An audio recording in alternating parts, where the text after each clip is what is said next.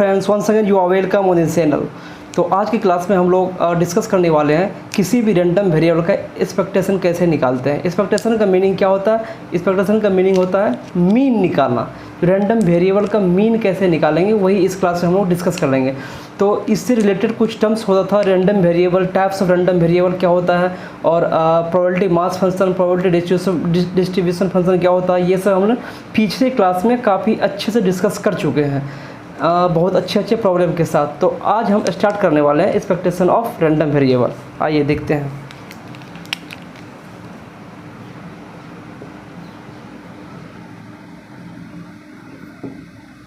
Expectation of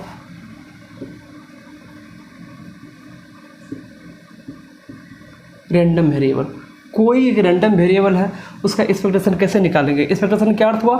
mean, यानी कि random variable को तो हम रैंडम वेरिएबल को किससे डिनोट कर रहे थे? एक्स से डिनोट कर रहे थे। तो एक्सपेक्टेशन ऑफ रैंडम वेरिएबल को किससे डिनोट करेंगे? ई ऑफ एक्स से। ई ऑफ एक्स ये रैंडम वेरिएबल था। या एक्सपेक्टेशन को ये क्या कहते हैं? मीन कहते हैं। तो मीन को किससे डिनोट करेंगे? एक्स बार से। मीन को बार से डिनोट करते हैं ना, तो ये क्या करेगा?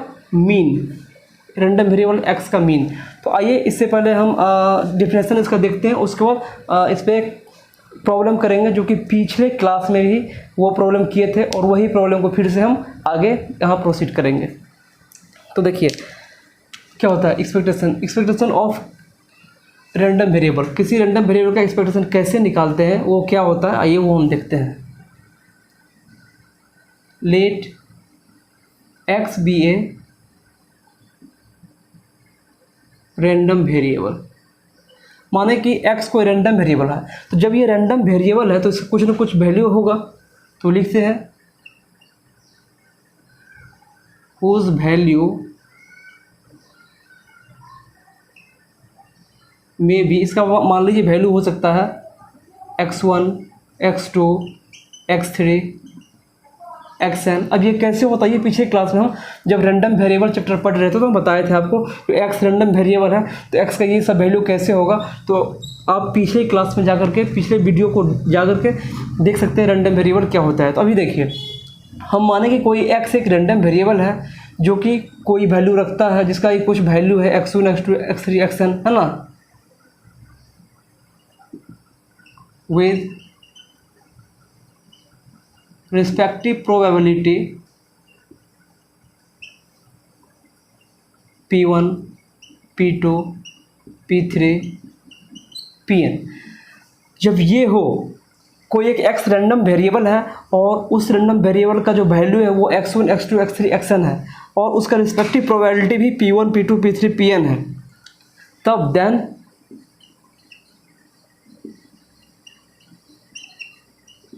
Expectation of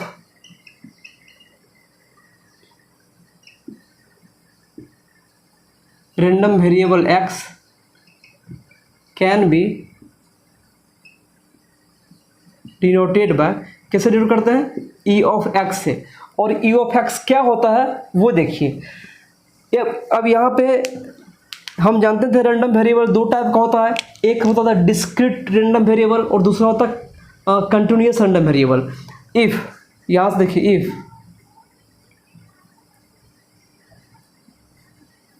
x is discrete random variable, अगर x में डिस्क्रीट रैंडम वेरिएबल हो तो उस कंडीशन में e ऑफ x वो हो जाएगा क्या? ये दोनों का प्रोडक्ट हो जाएगा, x1 p1 plus x2 p2 plus x3 p3 plus xn pn। यही हो जाएगा एक्सपेक्टेशन ऑफ x। यही मीन है, इसको हम x बार से भी डिनोट करेंगे, है ना। तो ये डिस्क्रीट रैंडम वेरिएबल है, इसलिए इसका ये हो जाएगा क्या? इसको इस तरह से भी लिख सकते हैं xi into p of xi, है ना। तो यहाँ पे i 1 से लेके n तक, और चूंकि ये डिस्क्रीट रैंडम वेरिएबल है और यहाँ पे ये px, जहाँ ये px क्या हो जाएगा? यहाँ px हो जाएगा आपको probability mass function, probability mass function PMF। हम पीछे क्लास में पढ़े थे प्रोबेबिलिटी मास फंक्शन क्या होता है, इस रिलेटेड बहुत सारा क्वेश्चन भी किए थे। तो ये पी एफ हो गया, ये सॉरी प्रोबेबिलिटी मास फंक्शन हुआ पी, ये पी हो गया probability mass function. Probability mass function हम बोले थे जो अगर कोई एक्स रैंडम वेरिएबल है और पी एक्स उसका प्रोबेबिलिटी है, तो ये प्रोबेबिलिटी मास फंक्शन तब कहलाएगा जब p of x i belongs to 1 से n इक्वल टू 1 हो, इसको फॉलो करेगा तो ये प्रोबेबिलिटी मास फंक्शन होगा। तो यहाँ देखिए जहाँ पी एक्स क्या प्रोबेबिलिटी मास फंक्शन है और ये p x i belongs to 1 to n, जब समेशन लेते हैं तो ये 1 आता है, तो ये फॉलो करना चाहिए। तो यही कहलाता है क्या, तो किसी भी रैंडम वेरिएबल का मीन, और इसे ही कहते हैं expectation of x E x.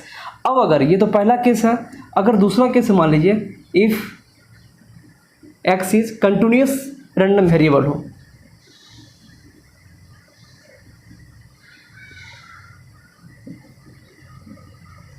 अगर x मान लीजिए कंटिन्यूस रैंडम वेरिएबल है तो एक्सपेक्टेशन ऑफ x कैसे निकालते हैं, देखिए ये हो जाता है x into F x minus infinity से इन्फिनिटी इंटू डी एक्स।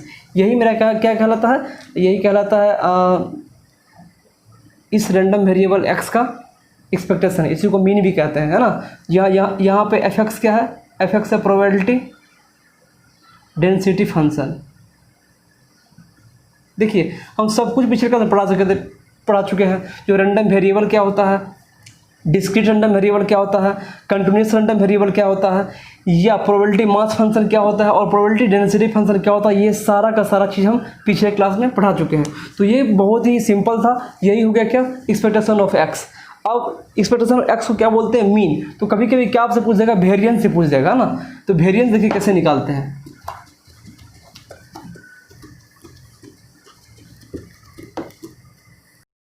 तो अभी हम लोग क्या पढ़े, x कोई रैंडम वेरिएबल है तो उस x रैंडम वेरिएबल का एक्सपेक्टेशन कैसे निकलेगा, इसे मीन भी कहते हैं। इसे कैसे निकालेंगे, अभी जस्ट पता अगर ये डिस्क्रीट रैंडम वेरिएबल है तो इसका एक्सपेक्टेशन जो है सो वो होता है एक्स आई इंटू पी एक्स आई का समेसन आई बिलोंग्स टू 1 से n तक, ये पढ़े थे। और इसी को हम एक्स बार भी कहते हैं, ये मीन कहते हैं। अब आपसे पूछा जाएगा कि वेरिएंस निकालिए, है ना, तो वेरिएंस भी हम इसका इस रैंडम वेरिएबल का निकाल सकते हैं। वेरिएंस को जनरली डिनोट करते हैं हम सिग्मा ऑफ एक्स स्क्वायर से, ऐसे। और ये क्या होता है, ये इसे इस तरफ डिनोट करते हैं एक्स माइनस एक्स बार का होल स्क्वायर, इसे हम इस तरफ डिनोट करते हैं। और इसका जो वैल्यू होता है, इस वेरिएंस का वैल्यू, वो क्या होता है, ध्यान से याद रखिए इसे, x square minus E of x का होल स्क्वायर, है ना, ये होता है वेरिएंस का वैल्यू। इसे आप इस फॉर्मूला को याद रखिए, इसी फॉर्मूला से ही सारा क्वेश्चन बनेगा। तो अभी हम लोग जस्ट क्या सब पढ़े हैं, किसी भी रैंडम वेरिएबल का एक्सपेक्टेशन यानी कि मीन कैसे निकालते हैं वो पढ़े हैं, और उसका वेरिएंस कैसे निकालते हैं वो पढ़े हैं। आइए अब इसी दोनों के हेल्प से हम एक क्वेश्चन बनाते हैं और एक क्वेश्चन के हेल्प से समझेंगे जो किस तरह से हम इस एक्सपेक्टेशन का यूज करेंगे। जैसे कि हम पिछला क्लास में एक क्वेश्चन पढ़े थे, याद है, देखिए क्वेश्चन है, पिछले क्लास में क्वेश्चन है, टॉसिंग ऑफ 3 कॉइन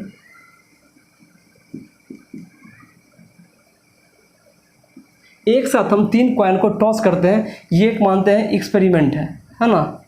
और कोई एक रैंडम वेरिएबल है, एक्स क्या है, रैंडम वेरिएबल है।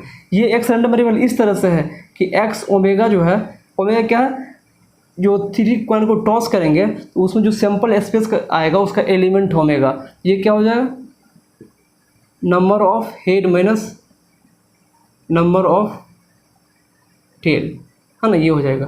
तो आपको पूछेगा जो आप एक्सपेक्टेशन ऑफ एक्स निकालिए, एक्सपेक्टेशन एक्स बराबर क्या होगा, और वेरिएंस ऑफ इसका भी निकालिए, ई ऑफ एक्स का होल स्क्वायर, ये इक्वल टू क्या होगा, ये निकालिए।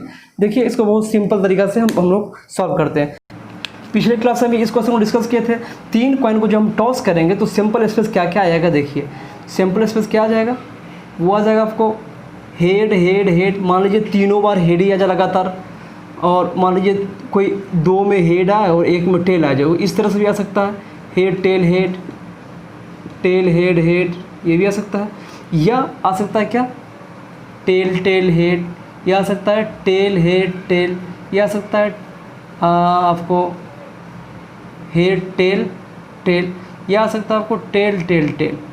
यही 8 में से कोई चीज़ आएगा। अगर आप 3 कॉइन को एक साथ टॉस कीजिएगा तो total number of sample space कितना हो जाएगा, नंबर ऑफ सैंपल स्पेस हो जाता है इसमें वो 2 टू द पावर 3, 3 कॉइन तो 2 टू द पावर 3, ये क्या हो जाएगा 8। देखिए 1 2 3 4 5 6 7 8 है ना। अब देखिए यहाँ से x का वैल्यू क्या होगा, ये x क्या है, x एक रैंडम वेरिएबल है जो एक फंक्शन है, एक रूल है। वो रूल क्या होता है, उसमें किसी भी एलिमेंट को डालते हैं, यहाँ से ये सैंपल स्पेस वाले किसी भी एलिमेंट को डालते हैं तो वो क्या देता है, number of head minus number of tail. देखिए इसमें नंबर ऑफ हेड कितना है 3, नंबर ऑफ टेल कितना है 0, 3 माइनस 0 इक्वल टू 0। उसी तरह यहाँ पे एक्स का वैल्यू क्या हो जाएगा, number of head 2, number of tail हो जाएगा यहाँ पे 1, तो 2 माइनस 1 इक्वल टू 1। फिर यहाँ भी number of head 2, number of tail 1, 2 में से 1 गया तो 1, यहाँ पे हो जाएगा 1। अब देखिए यहाँ नंबर ऑफ हेड कितना है, नंबर ऑफ हेड है आपको 1 और नंबर ऑफ टेल क्या है 2 है, तो 1 माइनस 2 इक्वल टू -1, यहाँ -1 हो जाएगा। इसके लिए भी x का वैल्यू -1 हो जाएगा, इसके लिए भी -1 हो जाएगा, क्योंकि ये तीनों में क्या दिख रहे हैं, ये तीनों आप नंबर ऑफ हेड है 1 और नंबर ऑफ टेल है 2, तो 1 माइनस 2 इक्वल टू -1। और यहाँ पे क्या हो जाएगा, नंबर ऑफ x का वैल्यू क्या हो जाएगा, नंबर ऑफ हेड कितना है 0 और नंबर ऑफ टेल क्या है 3, 0 माइनस 3 इक्वल टू -3।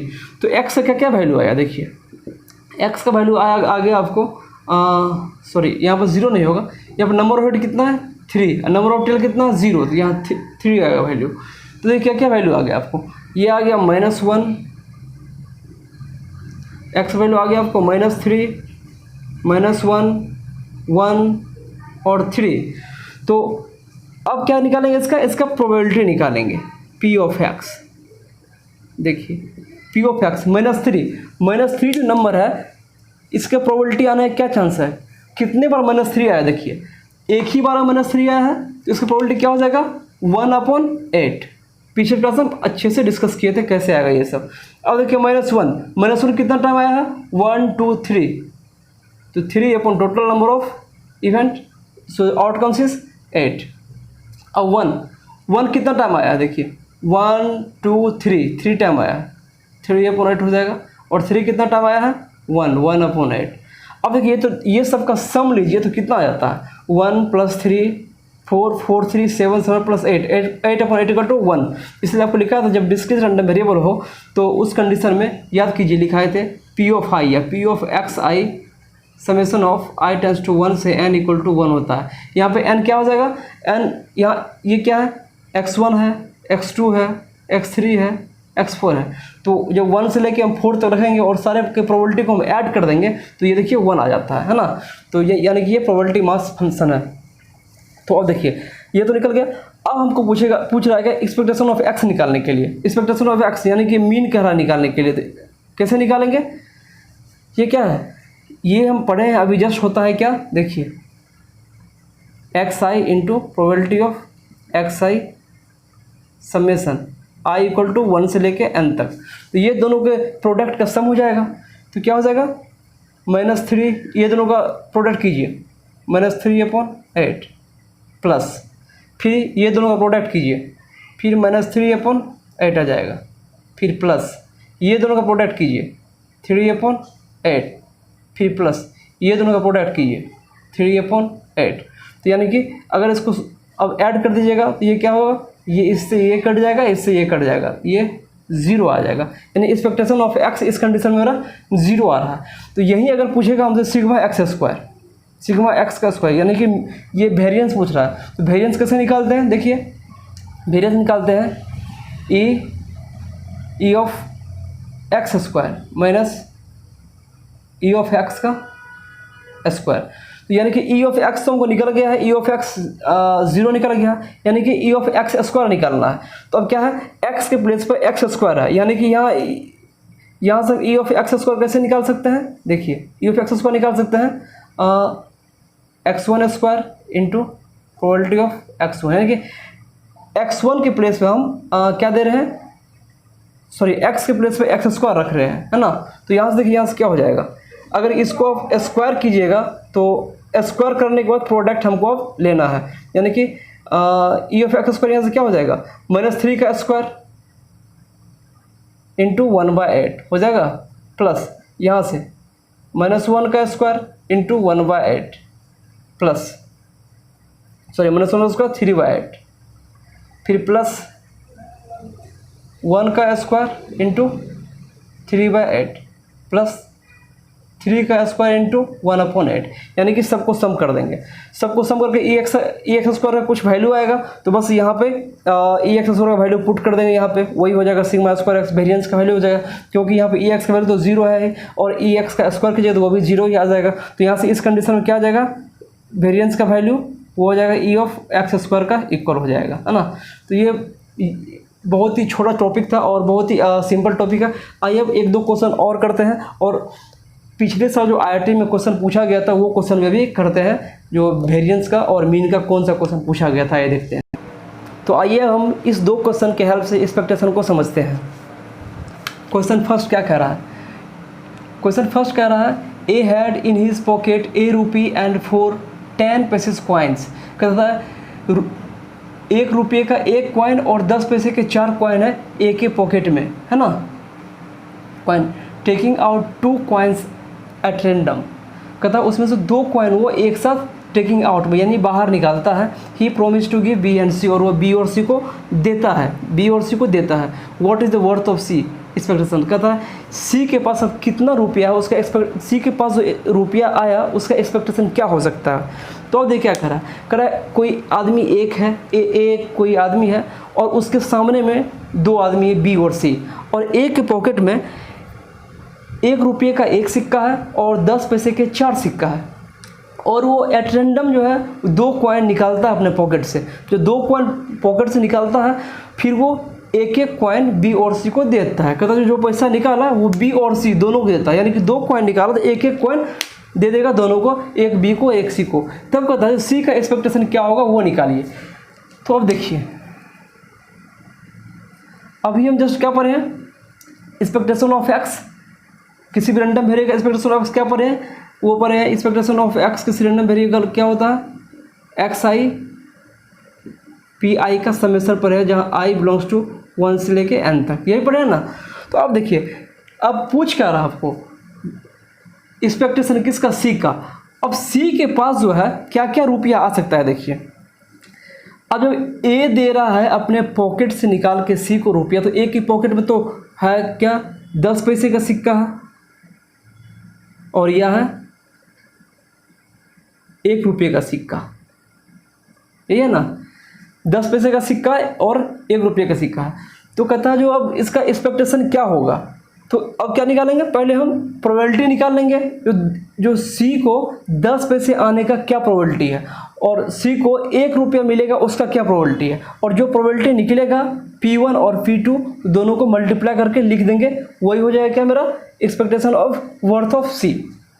तो अब देखिए, सी के पास 10 पैसा या 1 रुपया का सिक्का कैसे आएगा, जब वो ए अपने पॉकेट से निकाल के देगा। तो ए के पॉकेट में क्या था, ए के पॉकेट में है आपको एक है 1 रुपये का 1 सिक्का है और 10 पैसे का कितना सिक्का है, 4 सिक्का है ना। टोटल से कितना हो गया, टोटल 5 हो गया। अब कंडीशन ये है कि मान लीजिए ए के पॉकेट से जो रुपया निकला ये क्या करेगा, 2 सिक्का को निकालेगा। हम मानते हैं कि बोथ हार, वो जो 2 कॉइन निकाला, हम मानते हैं कि बोथ हार 10 पैसा, हम मानते हैं कि दोनों 10 पैसे का सिक्का है ना।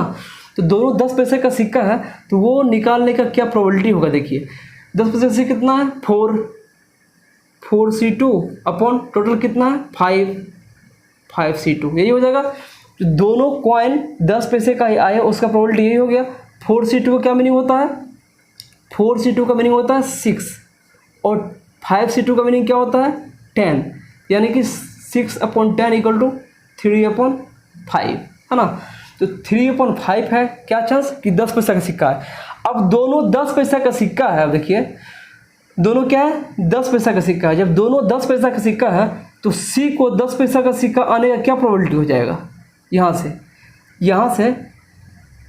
से सी सी के पास क्या आ सकता है, सी के पास केवल 10 पैसा ही आ सकता है, तो 10 पैसा आने का प्रोबेबिलिटी क्या आ जाएगा।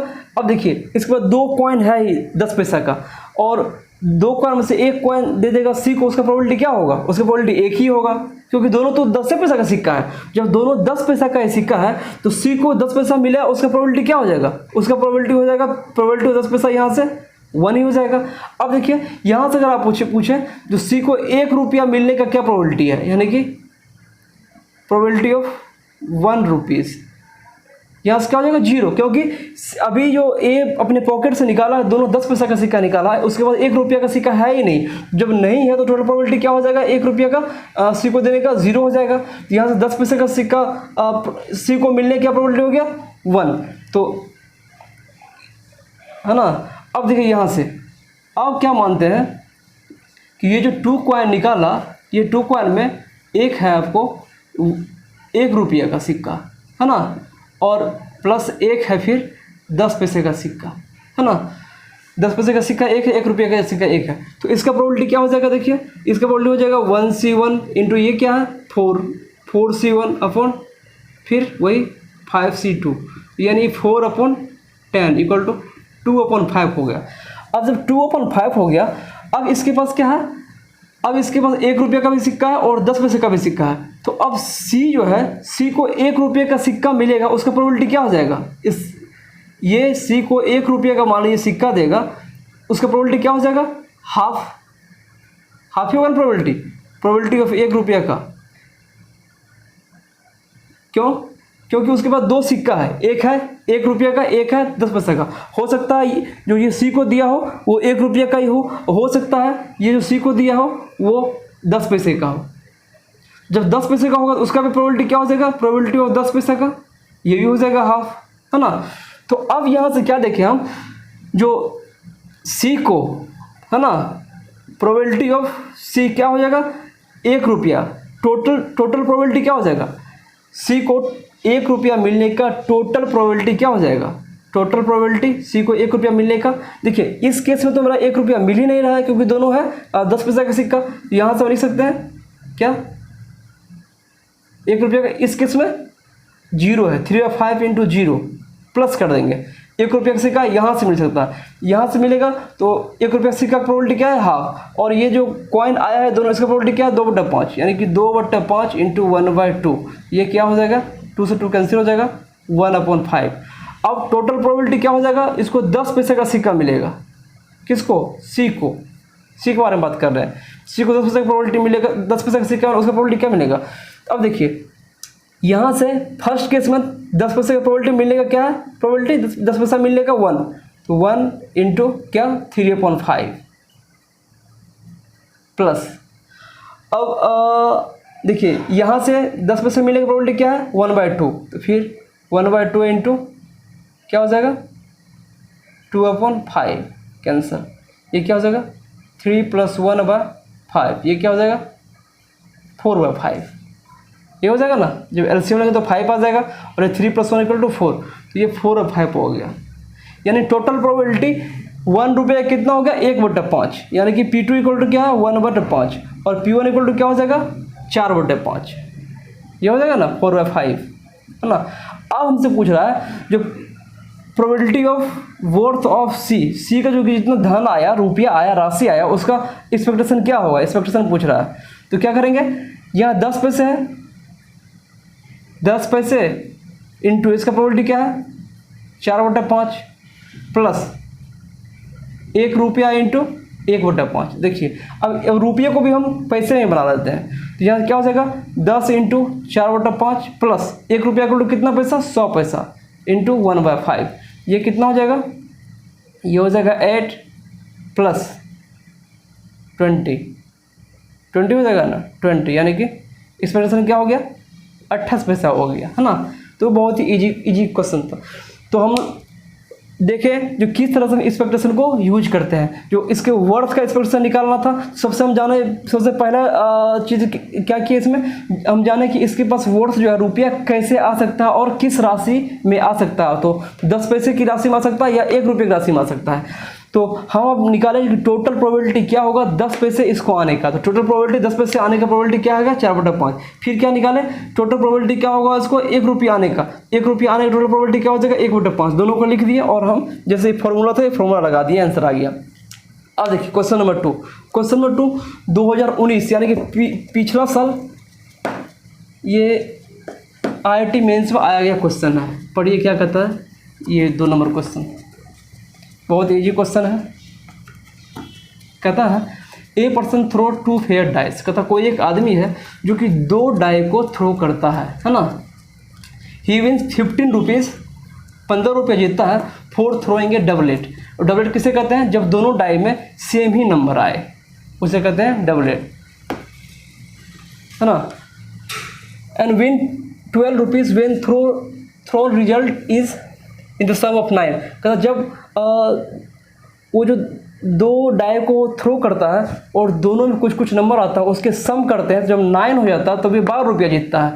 और जब डबलेट नंबर उसके डाई पे आता है यानी कि दोनों डाई पे सेम नंबर आता है तो ये 15 रुपये जीतता है। फिर कहता है इसके अलावा and loss 6 rupees for any other outcomes on the throw. और उन दोनों के अलावा अगर कोई आउटकम्स आता है तो उसको 6 रुपये का लॉस होता है।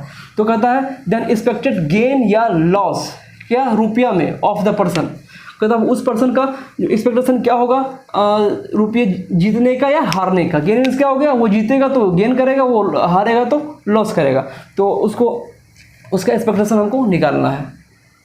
देखिए क्वेश्चन क्या कर रहा है, क्वेश्चन को पहले हम समझते हैं अच्छे से, है ना। कहता है कि कोई एक गेम है, मान लीजिए कोई एक गेम है और उस गेम में ऐसा है कि आपको 2 डाई को थ्रो करना है। जब दोनों डाई पे अगर सेम नंबर आ जाता है तो आप जीतते हैं कितना 15 रुपया। अगर दोनों डाई पे जो नंबर आता है उसका अगर सम करते हुए 9 आ जाता है तब आप जीतते हैं 12 रुपीज़। और अगर इन दोनों के अलावा कोई चीज़ आता है तो आप 6 रुपये का आपको लॉस होगा। उस गेम में जिसके साथ गेम खेल रहे हैं उसको 6 रुपये आपको खुद देना पड़ेगा। तो कहता है अब आपको उस गेम में जो लॉस होगा या गेन कीजिएगा रुपया उसका एक्सपेक्टेशन क्या होगा। सबसे पहले एक्सपेरिमेंट क्या है, देखिए एक्सपेरिमेंट है टॉसिंग ऑफ 2 डाई। टॉसर है थ्रोन, फेंके ना, है ना, या थ्रोइंग ऑफ 2 डाई। जब 2 डाई को थ्रो करेंगे तो total number of sample space कितना हो जाएगा 6⁻2 = 36। अब क्या कह रहा है, जो ये 15 रुपये जीतता है ना। अब कोई पर्सन है पी, क्या होगा इस पर्सन का, आप देखिए या तो ये 15 रुपया जीतेगा या 12 रुपया जीतेगा या क्या होगा 6 रुपया का लॉस होगा। यही तीनों हो सकता है ना। जब ये 3 है इसका हम अगर सबका प्रोबेबिलिटी निकाल लें P1 P2 P3 तो अब इसके टोटल वर्थ का इसका वर्थ है ये वर्थ, ये इतना ही इसको राशि मिल सकता है। तो अगर अब हम इसके प्रोबेबिलिटी निकाल लें P1 P2 P3 तो आसानी से हम एक्सपेक्टेशन ऑफ ये W वर्थ निकाल सकते हैं दोनों का प्रोडक्ट का सम करके। तो हम P1 P2 P3 निकालते हैं। अब 15 रुपया कब जीतता है, जब उसको डबलेट आता है ना, कि 15 रुपीज़ कब जीतेगा, जब उसको डबलेट आएगा। तो डबलेट क्या अर्थ क्या, सेम नंबर ऑफ 2 डाई, यानी कि दोनों डाई पे सेम नंबर आए। तो दोनों डाई पे सेम नंबर आएगा तो क्या क्या होगा, देखिए सेम नंबर ऑन 2 डाइज। दोनों डाई पे सेम नंबर क्या क्या आ सकता है, देखिए वो आ सकता है आपको 1 1 या 2 2, ये आ सकता है ना, या 3 3 आ सकता है, ये आ सकता है 4 4, ये आ सकता है 5 5, ये आ सकता है 6 6, यही आएगा। यानी टोटल आउटकम्स कितना हो गया 6। टोटल नंबर आउटकम्स इस केस में 6 ही होगा। तो जब ये आएगा तब देखिए जब ये डबलेट आएगा तब ये 15 रुपये जीतेगा। तो प्रोबेबिलिटी में 15 रुपये जीतने का क्या चांस हो जाएगा, टोटल नंबर ऑफ क्या है 6 अपॉन टोटल 36, ये 1/6 हो गया। यानी इस 15 रुपये जीतने का इसका जो प्रोबेबिलिटी है वही 1/6 हो गया। अब क्या है, अब दोनों डाई पे जो है सो दोनों डाई का जो नंबर का सम करेंगे वो हो जाएगा आपको 12 पे जीतने का चांस, यानी कि E2 हम मानते हैं उसको, इसको मानते थे E1, इसको E2, कुछ ही मान सकते हैं। ये क्या हो जाएगा, जब sum of number of dice equal to ये 9। ये 9 कब होगा, देखिए ये 9 होगा जब मान लीजिए पहला डाइस में 3 आ जाए, दूसरा डाइस में 6 आ जाए, तब 9 हो सकता है। या जब मान लीजिए पहला डाइस में 4 आ जाए, दूसरा डाइस में 5 आ जाए, जब मान लीजिए पहला डाइस में 5 आ जाए और दूसरा में 4, जब पहला में 6 आ जाए और दूसरा में 3, यही केस हो सकता है ना। तो जब यही केस हो सकता है तो इस केस में हम दोनों डाई के नंबर को अगर हम ऐड करते हैं तो क्या आ जाता है, हमको 9 आ जाता है। देखिए सब में तो प्रोबेबिलिटी ऑफ ये +15 था, ये +12, 12 भी जीतने का प्रोबेबिलिटी क्या हो जाएगा, 1 2 3 4/36 इक्वल टू 1/9, है ना। अब क्या है, अदरवाइज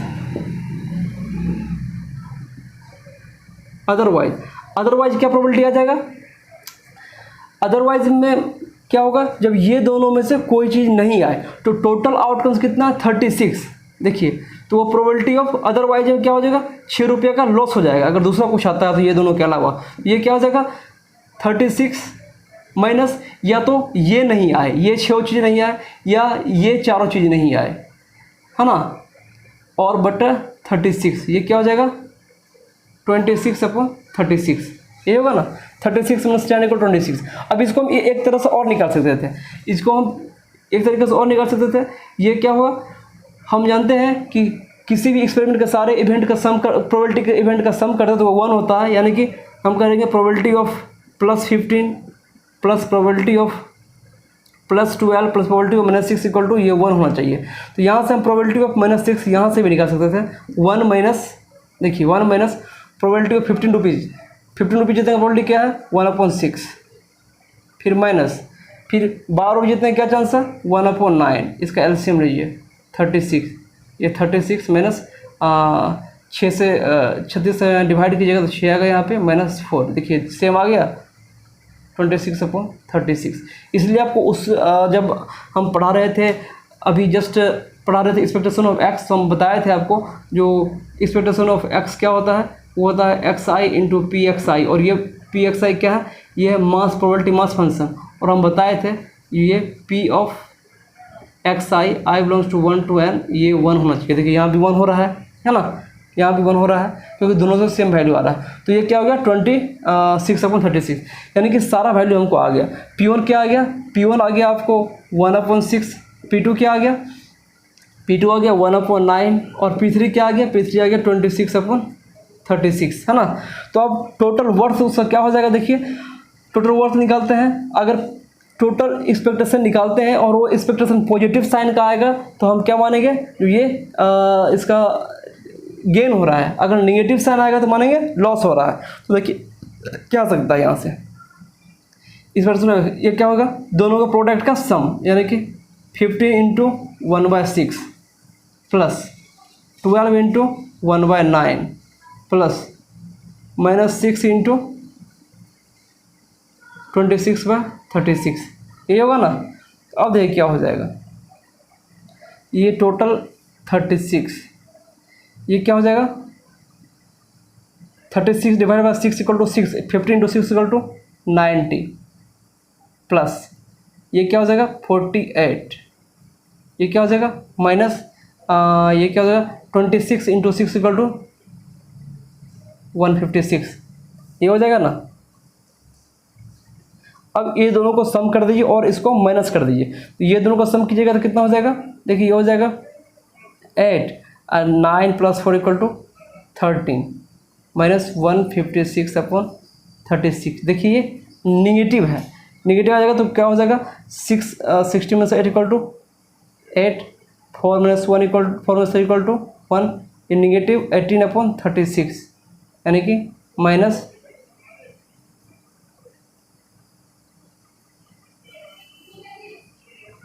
1/2 माइनस 1/2, यानी कि एक्सपेक्टेशन हो रही है, यानी कि लॉस हो रहा है। क्या हम देखें, ये लॉस हो रहा है क्योंकि निगेटिव साइन है, लॉस कितना हो रहा है, लॉस हो रहा है, लॉस का एक्सपेक्टेशन लॉस हो रहा है टोटल एक्सप्रेशन लॉस हो रहा है कितना का, हाफ का, इसलिए माइनस यहाँ पर लगा हुआ है, ये लॉस हाफ, ये लिख सकते हैं, है ना। देखिए बहुत ही इजी क्वेश्चन था, ये था 2019 में, ये 2019 का मेंस में पूछा गया सवाल है, मेन से पूछा गया सवाल है, बहुत ही ईजी है। तो एक्सपेक्टेशन से बहुत ही हल्का हल्का क्वेश्चन ही आता है, ज़्यादा भारी नहीं आता, बस अब वो कॉन्सेप्ट सीखना है और बस बन जाता है। तो अब हम आज क्या देखें, हम एक्सपेक्टेशन किसी रैंडम वेरिएबल कैसे होता है, कैसे निकालते हैं, उसका वेरिएंस कैसे निकालते हैं, वो भी सीखे। तो हम अगले क्लास में अब नेक्स्ट वीडियो के साथ आएंगे जो कि होगा टोटल प्रोबेबिलिटी, उसमें हम टोटल प्रोबेबिलिटी पढ़ेंगे, टोटल प्रोबेबिलिटी क्या होता है। और तब तक आप लोग इसे अच्छे से पढ़ते रहिए, और इसमें अगर आपको दिक्कत आए तो पीछे लेक्चर भी आप पढ़िए, जो रैंडम वेरिएबल क्या था, टाइप्स ऑफ रैंडम वेरिएबल क्या था, और प्रोबेबिलिटी मास फंक्शन क्या था, और प्रोबेबिलिटी डिस्ट्रीब्यूशन फंक्शन क्या था, पहले उसको पढ़िए, फिर इस लेक्चर को आप पढ़िए, तो अच्छे से समझ में आपको आएगी। तो मिलते हैं अगले वीडियो में, तब तक के लिए धन्यवाद।